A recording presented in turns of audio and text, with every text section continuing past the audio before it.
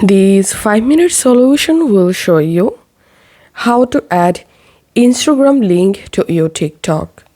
Follow these easy steps. Go ahead and launch your TikTok app. Sign into your TikTok account.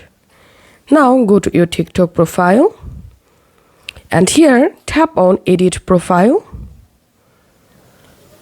Under Social section, you will get Instagram. Tap on it.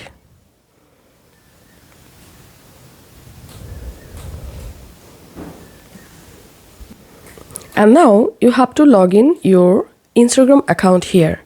So write here your Instagram login credential and tap on login. Once you successfully logged into your account, you can save your login credential.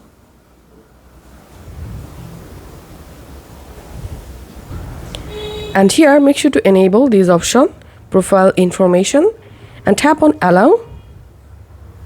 Once done,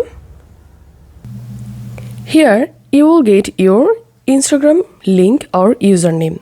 As you can see, my Instagram is successfully linked to my TikTok. So this is how we can do it. If you find this video helpful, make sure to subscribe 5-minute solution. See you in the next video.